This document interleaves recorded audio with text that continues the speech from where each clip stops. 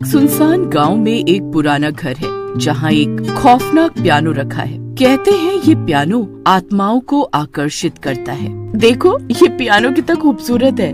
हाँ, लेकिन मुझे ये खौफनाक लगता है। इसे मत छुओ, इसमें कुछ गलत है। तुम दोनों बहुत डरते हो। मैं इसे बजाने जा रही हूँ। ये पियानो आत्माओं को आकर्षित करता है, तुम दोनों ध्यान रखना।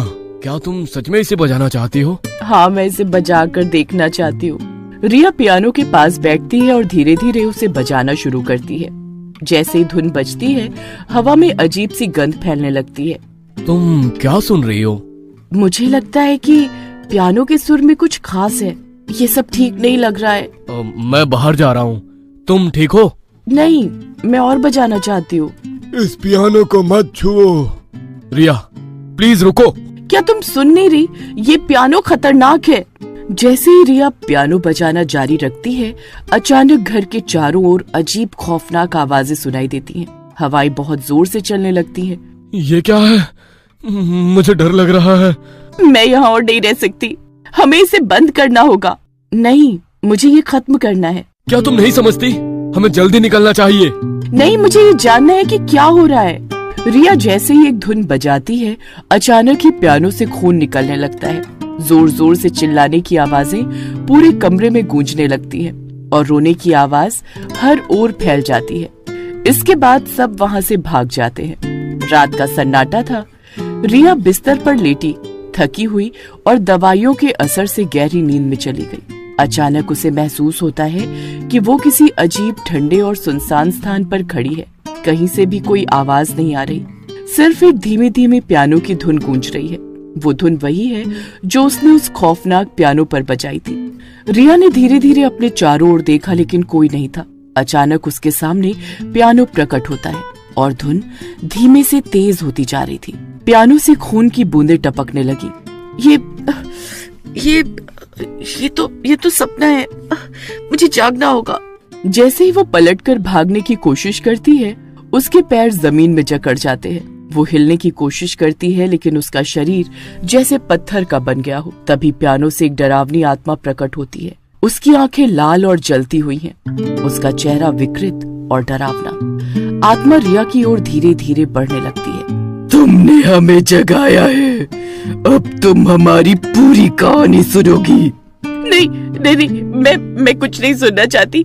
मुझे छोड़ दो, मुझे छोड़ दो। और उसके कानों में पियानो की वही खौफनाक धुन गूंजने लगती है, लेकिन इस बार धुन दर्दनाक और भयावह थी। अचानक चारों ओर से और भी आत्माएं निकलने लगती हैं और उनके चेहरों पर दर्द और गुस्से की परछाई है। रिया चीखने की कोशिश करती है, लेकिन उसकी आवाज बंद हो चुकी है। तुम हमें नहीं रोक सकती, अब तुम्हारी बारी है। नहीं नहीं, मुझे जाने दो। तभी पियानो अपने आप बजने लगता है और धुन के साथ आत्माओं की आवाजें तेज होती जाती हैं। एक आत्मा रिया के कंधे पर हाथ रखकर उसे अपनी ओर खींचने लगती है और एक धमाके के साथ रिया अपनी जगह से उछल जाती है। रिया की आंखें अचानक खुल जाती हैं। वो बिस्तर पर बैठी हाँफ रही थी। उसने चारों ओर देखा, लेकिन कमरे में कोई नहीं था। वो समझ गई कि ये सिर्फ एक सपना था, लेकिन उसका दिल अब भी डर से कांप रहा था और हवा में वही पियानो की धुन हल्की हल्की गूंज रही थी। ये सपना था या कुछ और? उसकी नजर कमरे के कोने में रखे पियानो की तरफ जाती है, जो एक बार फिर से हल्की आवाज में बजने लगा था और उसकी ठंडक ने रिया को पूरी तरह जकड़ लिया। वो एक पल के लिए अपने आप को संभालने की कोशिश कर रही थी, ये सोचते हुए कि ये बस एक बुरा सपना। लेकिन तभी कमरे में एक धीमी जानी पहचानी आवाज गूंजने लगी, वही खौफनाक पियानो की धुन जो उसने अपने सपने में सुनी थी। और वो बिस्तर से उठने का साहस नहीं कर पा रही थी। पियानो की धुन धीमे धीमे तेज होती जा रही थी। उसकी धड़कनें इस धुन के साथ ताल मिलाने लगी। रिया ने अपने कानों को ढकने की कोशिश की, लेकिन धुन इतनी तेज थी कि वो उसके अंदर तक गूंज रही थी। उसे यकीन नहीं हो रहा था कि ये सब हकीकत है या वो अभी भी किसी भयानक सपने में फंसी हुई है। ये कैसे हो सकता है? ये सिर्फ एक सपना था, तो फिर ये धुन सच में कैसे सुनाई दे रही है? रिया की आंखें पियानो पर जमी रहीं, जो खुद ही बज रहा था। पूरे कमरे में ठंडी हवा चलने लगी और रिया को ऐसा लगा मानो उसकी सांसें भी जम रही हो। उसने धीरे से बिस्तर से उठने की कोशिश की, लेकिन उसके पैर कांपने लगे। वो मुश्किल से खड़ी हो पाई। ये सब मेरे साथ ही क्यों हो रहा है? क्या ये पियानो सच में? वो पियानो के पास पहुंची, लेकिन जैसे ही उसने उसके पास कदम रखा, धुन अचानक बंद हो गई। एक पल के लिए सब कुछ शांत हो गया। रिया की सांसें रुक गई। उसने सोचा कि शायद ये उसका भ्रम था, और एक भयानक आवाज गूंज उठी।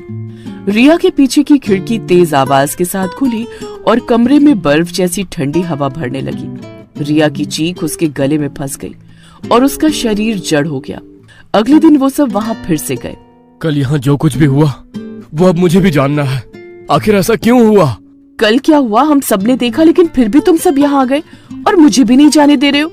रिया मान जाओ, चलो यहाँ से। तुम्हारी तबीयत वैसे भी ठीक नहीं है। मैं नहीं जाऊंगी, मुझे जानना है ये सब क्या है। क्या तुम पागल हो गई हो? ये सब खतरनाक है।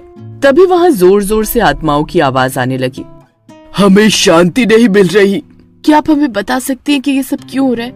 मैं आपके साथ हूँ, बताइए। हमें इस पियानो के लिए बांधा गया है। तो क्या हमें इसे नष्ट करना चाहिए? लेकिन क्या ये सही होगा? हमें मुक्ति चाहिए। हम आपकी मदद करेंगे। हमें इसे समझना होगा। शायद हमें किसी तरीके से इसका सामना करना होगा। चलो हम इसे समाप्त करते हैं। रिया और उसके दोस्त आत्माओं के रहस्य को जानने के लिए एक योजना बनाते हैं। हमें पहले पियानो की सच्चाई जाननी होगी। मैं गांव के बुजुर्ग से बात करूंगा। लेकिन वो भी डरेंगे। हमें जोखिम उठाना होगा। वे गांव के बुजुर्ग बाबा जी से मिलने जाते हैं। वे पियानो के अतीत के बारे में बताते हैं। यह पियानो पहले एक महान संगीतकार का था। फिर यह आत्माओं को क्यों आकर्षित करता है? संगीत में शक्तियाँ होती है। हमें ये जानना होगा कि हमें क्या करना चाहिए। पियानो को पूरी तरह नष्ट करना होगा। क्या ये संभव है? हमें कोशिश करनी होगी, लेकिन ये बहुत खतरनाक हो सकता है। हम कुछ भी करेंगे ताकि आत्माएं शांति पाएं। याद रखें, एकता में ही शक्ति है। रिया और उसके दोस्त पियानो का सामना करने के लिए तैयार होते हैं। वे सभी एकजुट होते हैं। तैयार हो? हाँ, हमें एक साथ रहना होगा। हम सब मिलकर करेंगे, डरना नहीं। चलो हम इसे समाप्त करते हैं। जैसे वो सब पियानो के पास पहुँचे, पियानो से कुछ तरंगे बाहर निकली और उनकी तरफ तेजी से बढ़ी।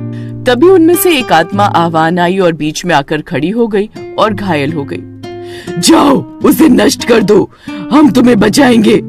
राज ने भागकर अपने बैग से एक बोतल निकाली और एक कपड़े में वो ऑयल डाला और उसे जलाकर पियानो की तरफ फेंक देता है। लेकिन साथ ही आग उसके कपड़ों पर भी लग जाती है और वो भी जलने लगता है। आत्मा उसे बचाने की कोशिश करती है, लेकिन उसे बचा नहीं पाती। सब मिलकर रोने लगते हैं। इसके बाद सारी आत्माएं वहां से आजाद हो जाती हैं और उस दिन के बाद से वहां कोई नहीं जाता। लेकिन लोगों को आज भी वहां से रात को रोने की आवाज आती है और किसी के जलने की बदबू भी।